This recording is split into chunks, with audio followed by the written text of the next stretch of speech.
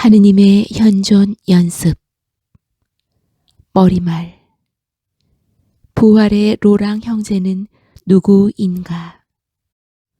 부활의 로랑 형제는 1614년 프랑스 로렌 지방에서 태어났다. 그의 부모는 부지런하고 진실한 사람들로 아들에게 그리스도교의 원칙들을 물려주었다고 한다. 18살 때 그는 하느님의 위대함과 현존에 대한 갑작스러운 직관에 깊이 사로잡혔다. 그것은 신적인 신비와 회심에 대한 최초의 부르심이었다. 그는 열렬히 영적인 삶을 모색하다가 26살 때 파리에 있는 맨발의 가르멜회 수도원에 들어갔다. 1640년 8월 중순에 그는 가르멜회의 갈색 수도복과 부활의 로랑이라는 수도명을 받았다. 로랑 형제는 덕망이 높았고 누구든 허물없이 대했으며 신뢰감을 주고 그에게는 무엇이든 터놓을 수 있다는 느낌, 친구를 만났다는 느낌을 주었다. 또한 그에게는 일개의 평수사로서는 도달하기 어려운 수준의 독특한 예지와 자유로움이 있었고 기대를 훨씬 뛰어넘는 통찰력이 있었다. 로랑은 나름대로의 지적 교양도 있었다. 그는 자신이 읽거나 찾아본 책들에 대해 말하곤 했다. 그리고 매년 수도원 식당에서는 예수의 대리사 성녀가 쓴 완덕의 길이 낭독되었기에 로랑은 대리사 성녀에게서도 많은 것을 배울 수 있었다. 이 어머니와도 같은 성녀가 주님께서는 냄비 한가운데도 계십니다. 라고 한 것은 요리사인 로랑 형제에게 분명 기쁨을 주었을 것이다. 그가 쓴 글로 미루어 볼 때 그는 십자가의 요한 성인의 글도 즐겨 읽었던 것으로 보인다. 로랑은 항상 하느님의 현존 가운데 살면서 끊임없이 모든 것을 통해 기도하는 데 익숙해져 있었다. 그의 마음은 마치 기도화되어 있는 것만 같았다. 그의 생애 말년에 그는 3차례나 중병이 들었다. 처음 병에서 회복되었을 때 그는 의사에게 이렇게 말했다고 한다. 선생님의 치료는 제게 너무 효과적이어서 제 행복을 오히려 늦추시는군요. 그는 하느님과의 만남을 무척 고대하고 있었던 것이다. 마지막 순간까지 맑은 정신을 지니고 있었던 부활의 로랑 형제는 1691년 2월 12일 77살의 나이에 선종했다. 부활의 로랑 형제가 오늘날 우리에게 말하고자 하는 것. 제가 보기에는 영적인 삶 전체가 하느님의 현존에 달려 있다고 생각됩니다. 하느님의 현존을 제대로 연습하면 얼마 지나지 않아 온전히 영적인 삶을 살 수 있을 것입니다. 저는 모든 사람에게 하느님의 현존을 연습하라고 권하겠습니다. 그만큼 저는 그것이 필요하고 또 쉬운 일이라고 생각합니다. 그는 시시때때로 자신의 마음속에 들어가 그곳에서 하느님과 대화하라고 권한다. 일을 하는 동안에도 할 수 있는 모든 순간마다 그분께 마음을 드리는 버릇을 들이라고 한다. 로랑 수사는 결코 기도와 삶을 별개로 여기지 않으며 그 두 가지가 연결되기를 바란다.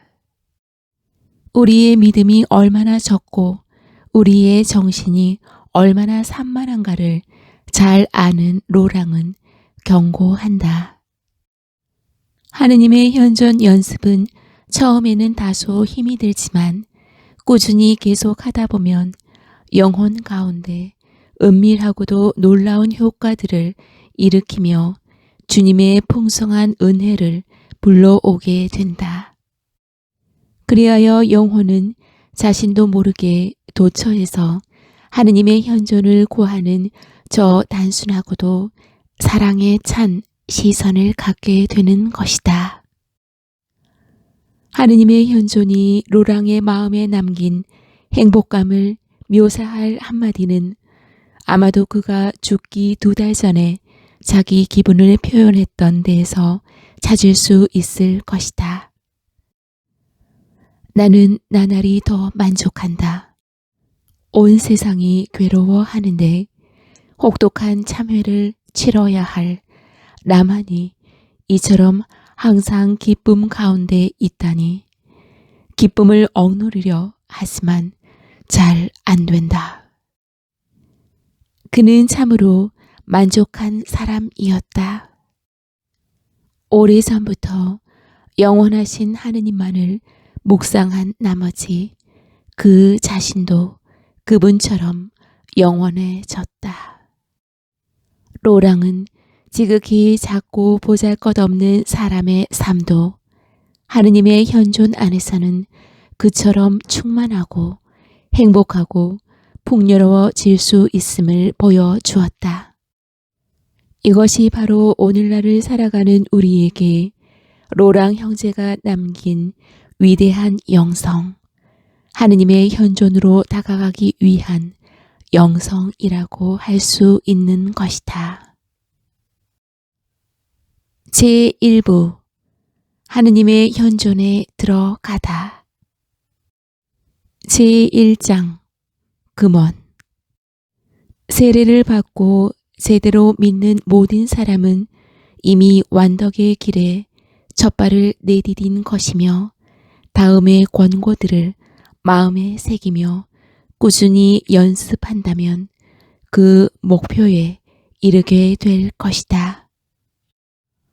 영원히 보다 높은 완성을 지향할수록 은총에 의지하게 되고 매 순간 하느님의 도우심이 좀 더 필요하게 된다.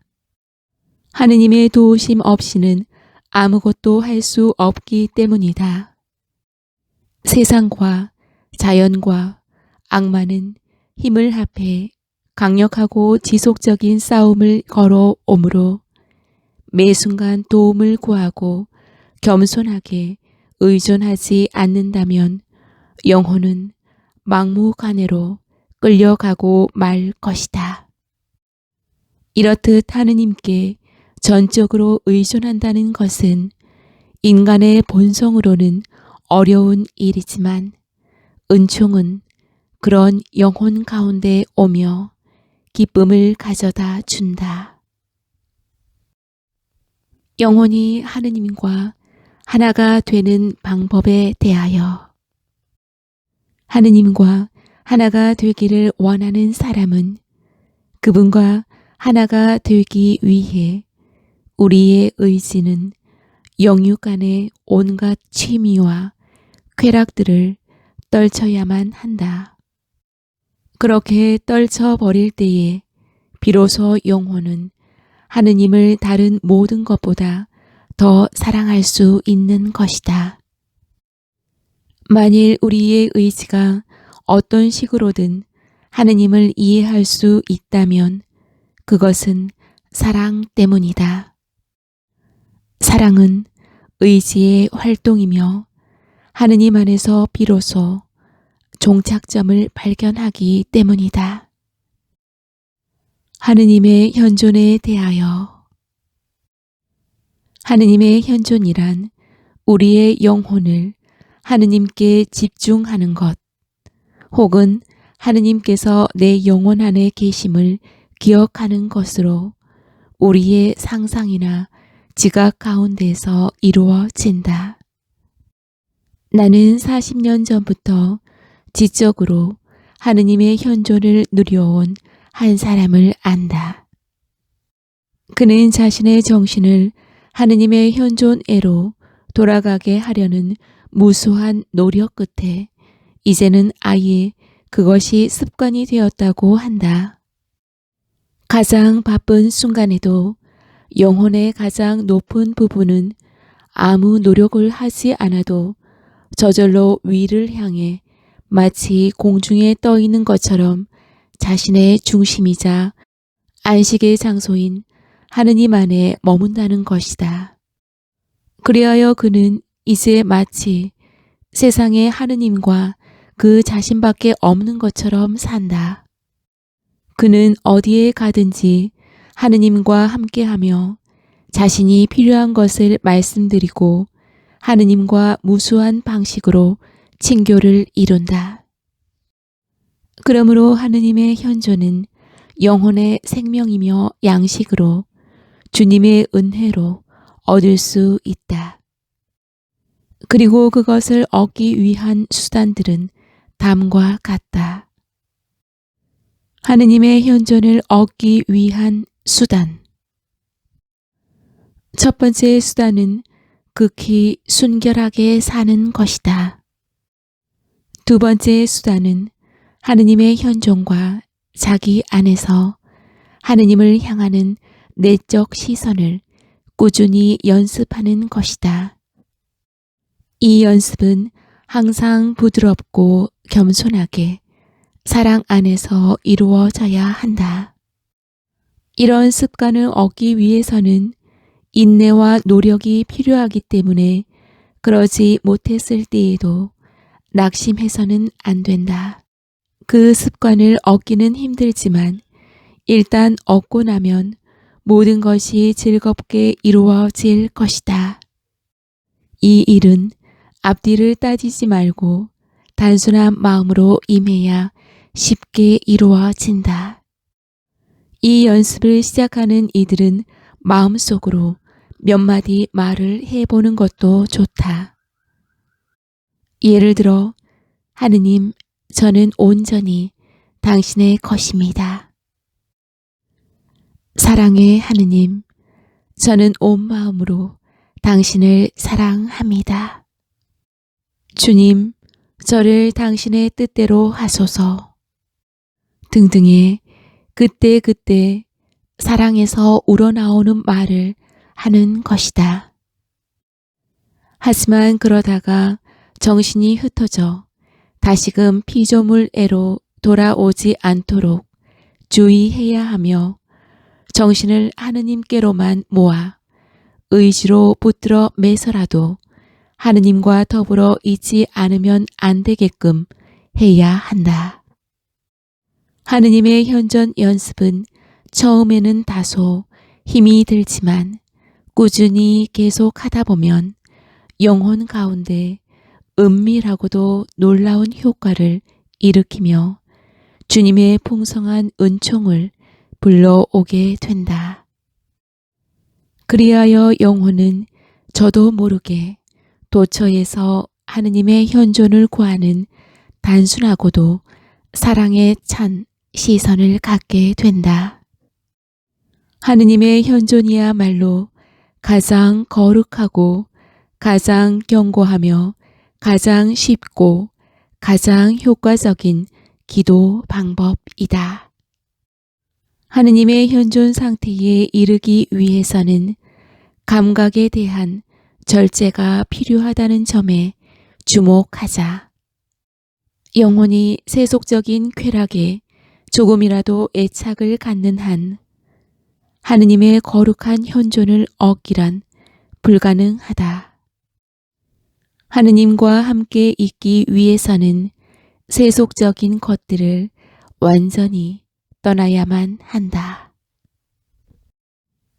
하느님의 현존에서 얻을 수 있는 유익. 영혼이 하느님의 현존에서 얻는 첫 번째 유익은 삶의 모든 일 속에서 믿음이 더욱 생기 있고 활발해진다는 점이다. 어려운 처지에 있을 때 특히 더 그렇다. 이런 영혼의 상태는 성인과 가까워진다. 영적으로 진보할수록 믿음은 생기를 띠며 나중에는 믿는 것이 아니라 보고 체험한다 고 말할 수 있을 정도로 생생한 것이 된다. 하느님의 현존 연습은 우리의 희망을 강하게 만든다. 그러한 희망 가운데서 불붙은 영혼은 더 이상 하느님의 현존을 떠나서는 살 수 없게 된다. 하느님의 현존은 그의 마음속에 거룩한 열정을, 신성한 열의를, 그리고 만물의 사랑과 섬김과 흠숭을 받으시는 하느님을 보고자 하는 격렬한 욕망을 불러 일으킨다. 제2장 편지. 우리에게는 살아갈 날이 얼마 남지 않았고 죽음이 우리를 바짝 뒤따르고 있으니 정신을 차립시다. 사람은 단 한 번 죽는 것입니다. 저는 일을 할 때에도 하느님의 현존만을 몰두했습니다. 하느님께서는 항상 제 가까이에 계시다고 느껴졌고 때로는 바로 제 마음속에 계신 것만 같았습니다. 하느님과 끊임없는 대화를 나누는 것보다 이 세상에 더 행복하고 즐거운 삶은 없습니다. 만일 우리가 하느님의 은총과 구원을 얼마나 필요로 하는지 알기만 한다면 우리는 결코 단 한순간이라도 그분에게서 눈을 뗄 수 없을 것입니다. 제 말을 믿고 지금부터는 결코 하느님에게서 멀어지지 말고 남은 생애를 그 거룩한 현존 가운데서 살겠다는 거룩하고 확고한 결심을 하십시오. 이 일에 곧바로 착수하십시오. 만일 제대로만 한다면 곧 그 효과를 보게 될 것입니다. 저는 그리스도인들이 하느님의 현존을 누리지 않고서 어떻게 만족한 삶을 살 수 있는지 이해할 수 없습니다. 저로서는 할 수 있는 대로 제 영혼의 깊은 중심으로 들어가 그분과 함께 있고자 합니다. 그렇게 그분과 함께 있을 때면 아무것도 두렵지 않습니다. 하지만 조금이라도 거기서 벗어나면 지옥이지요. 하지만 전적으로 하느님을 신뢰하고 다른 모든 염려에서 벗어날 필요가 있습니다. 온 정신으로 주님의 현존 가운데 몰두하십시오. 하느님을 더 자주 깊이 생각하십시오. 우리는 수도 생활을 시작한 지 40년이 넘었습니다. 우리가 그 시간을 온전히 주님을 사랑하고 섬기는 데 썼다고 할 수 있을까요? 주님께서 자비롭게도 우리를 불러주신 목표는 바로 그것인데 말입니다.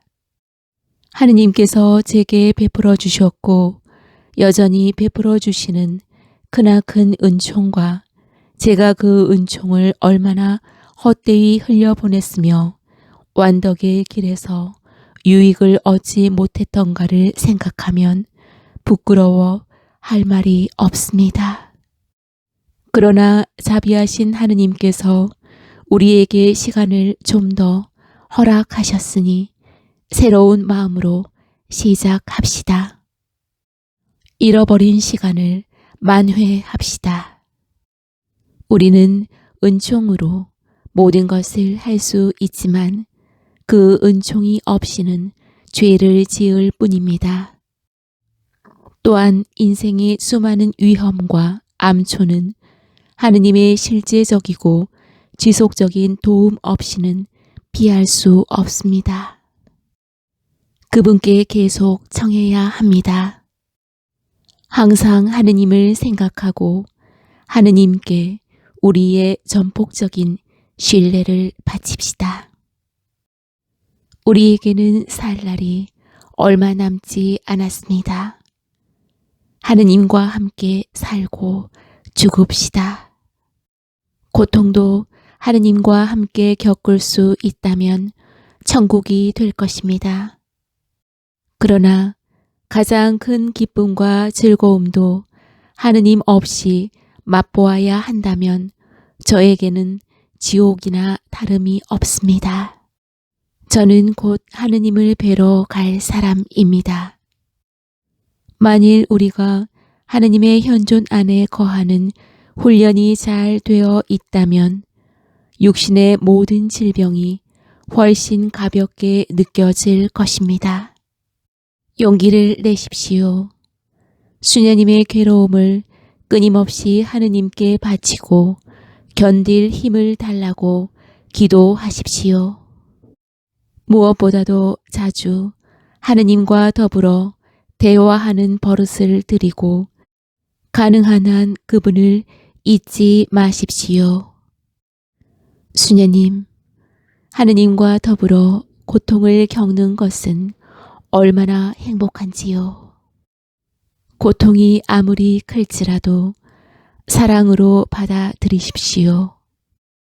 고통을 겪으며 하느님과 함께 있는 것이 곧 낙원이니 말입니다.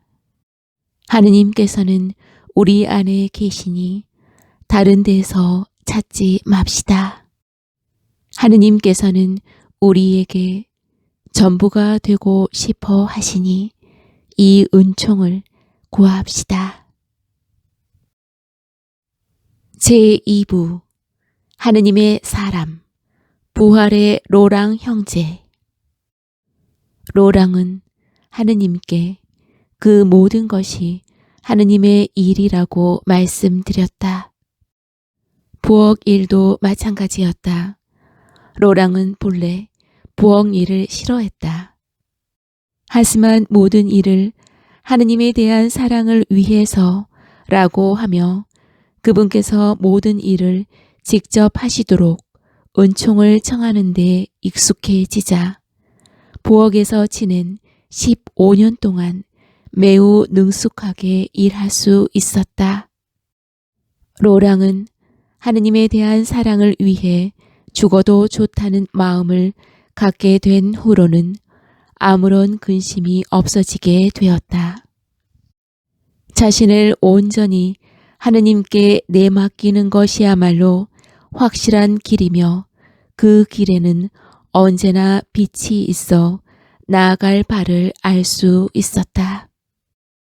처음에는 행동하고 자아를 버리는 일에 신실해야 한다. 하지만 그 후에는 말할 수 없는 기쁨만이 있게 된다. 어려울 때에는 예수 그리스도께 의지하고 그분의 은총을 청하기만 하면 된다. 그러면 모든 것이 쉬워진다. 수도 생활을 시작한 이래로 저는 하느님을 제 영혼의 모든 생각과 감정의 종착점이자 목표로 삼았습니다. 그리고 내가 무엇을 하고 무엇을 겪는가는 더 이상 중요하지 않습니다. 내가 사랑 안에서 하느님의 뜻에 일치해 있기만 한다면 그것 또한 내가 바라는 목표입니다. 25년간 그를 괴롭힌 좌골 통풍 등 하느님께서 그에게 허락하신 매우 고통스러운 병고들 가운데서도 그는 살고 죽는 것에 대해 완전히 무심해져서 자신을 전적으로 하느님의 뜻에만 내맡긴 상태였다. 살아도 죽어도 그는 만족했으며 하느님의 섭리에 따르는 것 이외에는 아무것도 원치 않았다. 하느님의 길에선 사랑이 전부입니다. 그리고 무슨 대단한 일을 해야 하는 것도 아닙니다. 나는 프라이팬에서 달걀을 뒤집을 때에도 하느님의 사랑을 위해서 합니다. 그리고 그 일이 끝나 달리 할 일이 없을 때에는 바닥에 엎드려 그 일을 할 은총을 주신 하느님께 경배를 드립니다. 그러고 나면 마치 임금님처럼 뿌듯한 심정으로 몸을 일으키게 됩니다. 사람들은 하느님을 사랑하기 위한 방법을 찾습니다. 수많은 방법을 써가며 하느님의 현존 안에 머무르려고 무척 고생을 합니다. 그보다는 모든 일을 하느님의 사랑을 위해 한다는 것이 더 빠르고 곧은 길이 아니겠습니까? 자신이 처한 위치에서 해야 할 모든 일을 해가며 마음으로 하느님과 동행함으로써 우리 안에 그분의 현존을 유지하면 되지 않겠습니까? 전혀 어려울 것이 없습니다. 그저 하느님 앞으로 나아가면 되는 것입니다. 로랑 형제가 이런 행동을 통해 사랑의 완성에 이른 것은 그가 처음부터 하느님을 거스르는 일체의 것을 하지 않으려고 극도로 주의했기 때문이었다. 그는 하느님 이외의 모든 것을 버렸다. 로랑은 죽음이 다가오는 마지막에 이르러 병이 아무리 위중해도 단 한순간도 괴로워 보이지 않았다. 그를 방문하는 수사들은 정말로 하나도 고통스럽지 않느냐고 묻지 않을 수 없었다. 죄송합니다만 정말로 아프답니다. 옆구리에 늘 아픈 곳이 있어요. 하지만 제 영혼은 만족합니다. 이 세상을 떠날 시간이 다가오자 로랑 수사는 종종 이렇게 외치곤 했다. 오, 믿음, 믿음. 죽음의 길목에서도 로랑의 대담함은 놀라울 정도여서 그 점에 관해 묻는 한 친구에게 그는 죽음도 지옥도 하느님의 심판도 마귀의 권세도 두렵지 않다고 대답했다. 그의 말이 그토록 감화하는 힘이 있었으므로 사람들은 계속하여 그에게 이런저런 질문을 했다.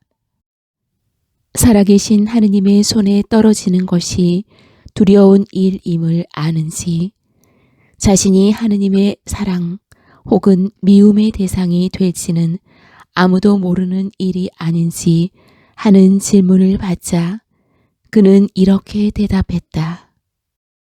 그렇지요. 하지만 저는 알고 싶지 않습니다. 자칫 허영심이 들 수도 있으니까요. 하느님께 맡기는 게 제일입니다.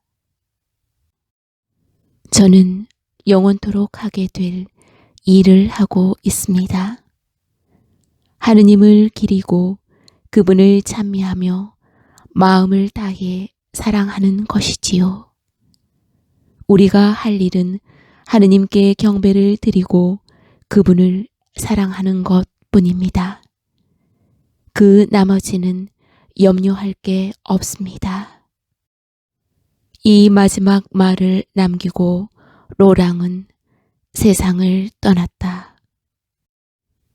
로랑은 40년이 넘는 기간 동안 하느님의 현존에서 떠난 적이 거의 없었다.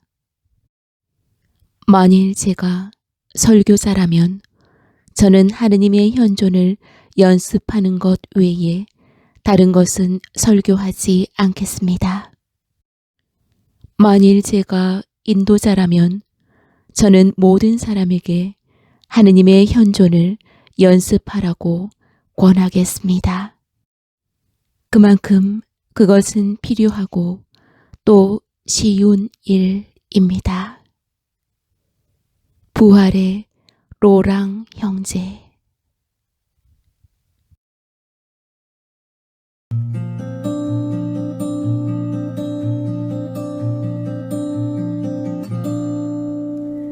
내가 너와 항상 함께 있단다. 두려움에 떨지 마라 나의 아들아. 지금 무얼 생각하고 있느냐. 지친 너의 맘을 내가 안다. 나는 너의 슬픔 하나까지도 기억하고 있단다. 내게 기대라. 내가 너를 향하여 서 있단다.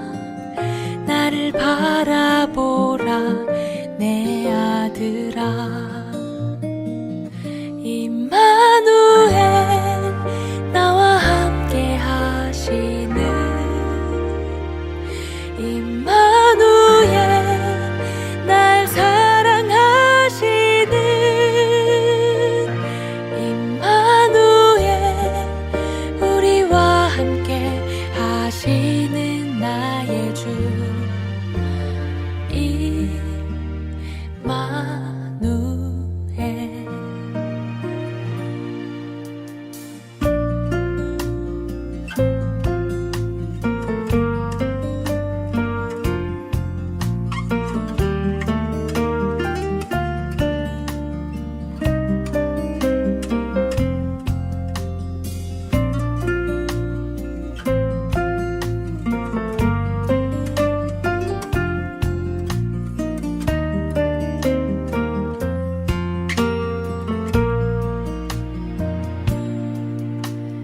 나는 너의 슬픔 하나까지도 기억하고 있단다. 내게 기대라. 내가 너를 향하여 서 있단다. 나를 바라보라 내 아들아. 임마누엘 나와 함께 하시는 임마누엘 날 사랑하시는 임마누엘 우리와 함께 하시는 나의 주